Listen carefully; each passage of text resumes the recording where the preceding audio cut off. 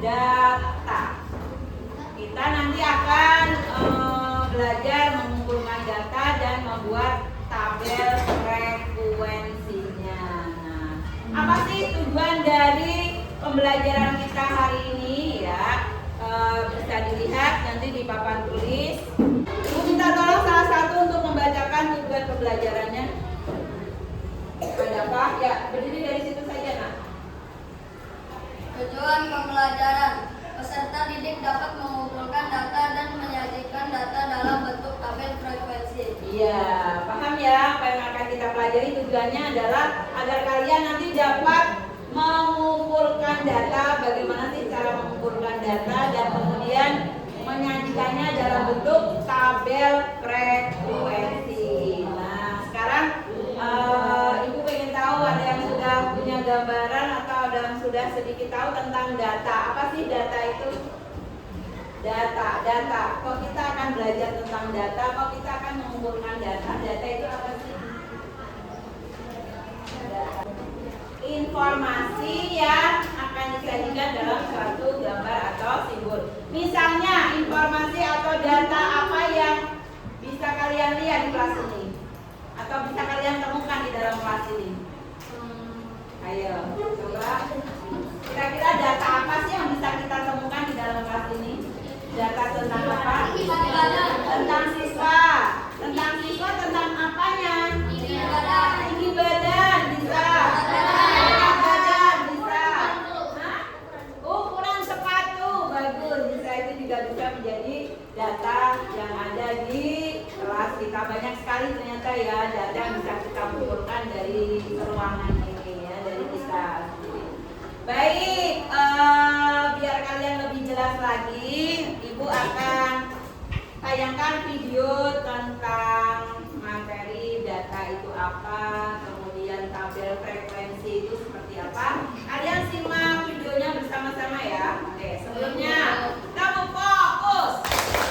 Melihat, mendengar, mengingat, fokus. Tembalang. Nah, coba kita lihat dulu ya peta konsepnya. Data terbagi menjadi dua, yaitu pertama pengumpulan data. Setelah itu kita akan penyajian data. Pengumpulan data melalui wawancara, dan yang terakhir adalah pengumpulan data melalui kuesioner. Cara wawancara yang dimaksud adalah teknik pengumpulan data dengan tanya jawab secara langsung. Video yang tadi sudah kita simak bersama, kira-kira sekarang sudah punya gambaran data itu apa? Fungsinya untuk apa? Iya, apa data tadi? Data adalah teks Kumpulan informasi. teks berupa nomor, Iya, angka. Iya. Kumpulan informasi atau teks bisa berupa angka-angka yang fungsinya untuk tadi. Fungsinya data tadi untuk apa? Dengan ada penyajian data, jadi kita bisa mengetahui apa? Hah? Lebih tepat lagi mengevaluasi dari suatu kegiatan atau suatu keadaan, mengetahui suatu keadaan dan bisa mengevaluasi. Nah, baik. Data bisa diperoleh dengan cara observasi. iya, bisa dengan cara observasi, bisa juga dengan cara wawancara. Oke, untuk hari ini Ibu akan mencoba memberi tugas kepada kalian untuk mengumpulkan data dengan cara observasi, yaitu mengamati secara langsung dengan melakukan pengukuran tinggi badan kalian masing-masing. Untuk ukurannya udah Ibu sediakan di tembok ya. Nanti minta tolong ketua kelas dibantu dengan satu sekretaris untuk mencatat data-datanya di papan tulis. Kemudian ketua nanti mengukur tinggi badan teman-temannya satu persatu ya. Kemudian datanya akan ditulis oleh sekretaris di papan tulis. Ya, setelah itu nanti akan juga ada tugas kelompok untuk selanjutnya. Bagaimana? Bersedia? Sedia. Ya, mau mencoba? Mau.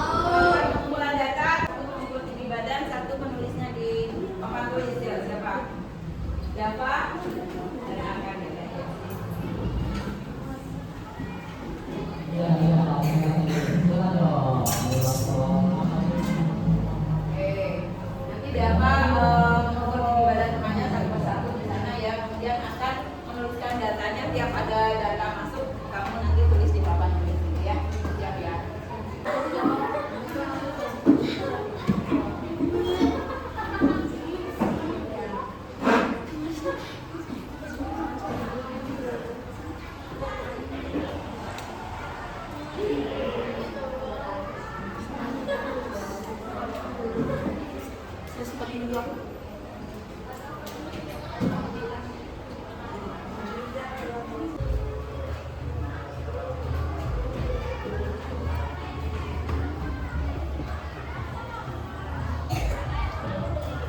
145.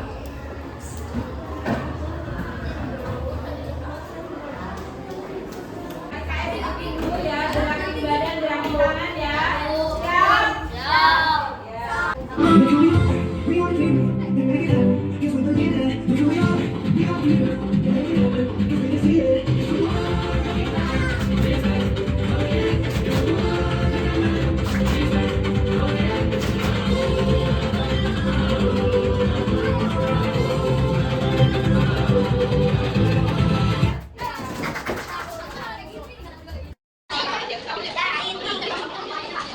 Yang sama kelompoknya kalian bikin namanya aja masing-masing.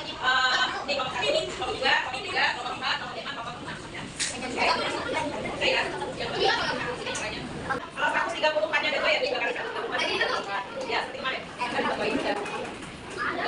Setelah kita tadi mengerjakan tugas kelompok, kemudian presentasi ke depan, menyajikan data dalam bentuk tabel frekuensi. Yang isi datanya adalah tentang apa tadi? Isi data yang kalian kumpulkan Tentang tinggi badan siswa kelas C. Oke, dari awal pembelajaran sampai sekarang, Ibu pengen tahu, coba siapa yang masih ingat apa yang dimaksud dengan data? Ya, Dava. Data adalah informasi atau teks yang berupa nomor atau angka. Kaya data informasi yang disajikan dalam bentuk angka-angka atau nomor gitu ya. Itu yang dimaksud data, dan kalian tadi sudah mempraktekkannya langsung dengan mengumpulkan data tinggi badan siswa satu kelas. Kemudian apa sih gunanya data?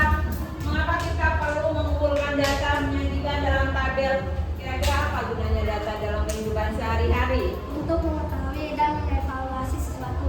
Mengetahui dan mengevaluasi ya sesuatu, bisa suatu kegiatan atau mengetahui kondisi dari suatu kegiatan gitu ya.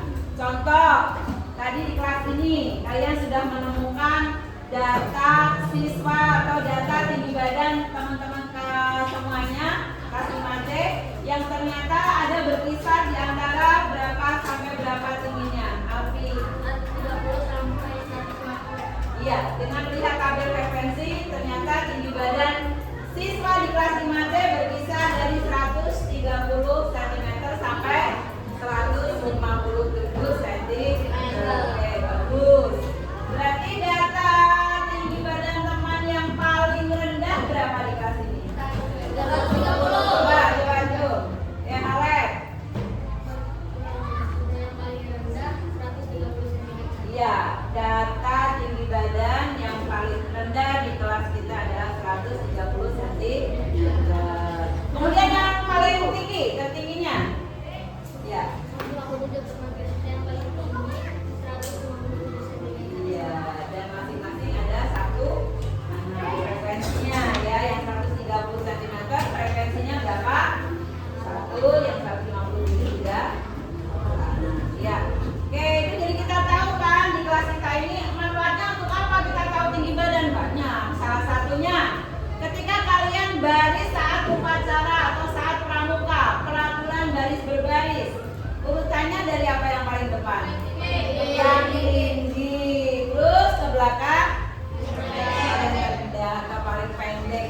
Nah, dengan kalian mengetahui tinggi badan masing-masing, dengan mudahnya kalian akan berbaris. Kamu paling depan kan, kamu paling tinggi 156, berarti aku di belakangnya. Ya tidak? Ya. Jadi dengan data akan mempermudah kita untuk melakukan atau mengevaluasi suatu kegiatan. Oke ya. Untuk pembelajaran hari ini bagaimana, sudah paham? Iya. Sudah bisa mengumpulkan data? Cara mengumpulkan data sudah bisa? Kalian mempraktekkan dengan cara observasi langsung.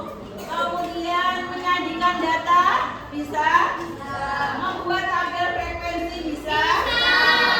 Dengan cara bagaimana mengurutkan dari yang kecil ya, kemudian dimasukkan ke dalam tabel tabel frekuensi. Ya, bagaimana pembelajaran hari ini? Senang atau tidak? Kalian tadi udah ada SPK, kemudian kerja kelompok. Kerja kelompok senang nggak dengan temannya?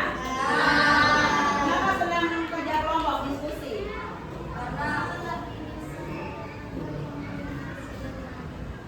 Teman, ya, melatih komunikasi, melatih kerjasama. Tugas yang mungkin dirasa berat kalau dikerjakan secara individu, ketika dikerjakan kelompok akan terasa ringan karena saling membantu. Oh, data ini belum masuk, ayo masukin ke tabel. Oh, ini ada 4 bukan 3. Gitu. Seperti itu tadi kalian yang melakukannya ya. Baik, untuk pembelajaran hari ini sudah cukup. Selanjutnya untuk matematika kita akan belajar materi lanjutan dari tabel frekuensi, yaitu membuat piktogram ya. Untuk selanjutnya bisa dipersiapkan di rumah, bisa baca-baca materinya dulu ya sebelum nanti kita masuk ke pembelajaran di hari berikutnya. Baik, untuk mengakhiri pembelajaran pada siang hari ini kita tutup lagi bersama-sama dengan membaca doa. Siapa yang memimpin doa?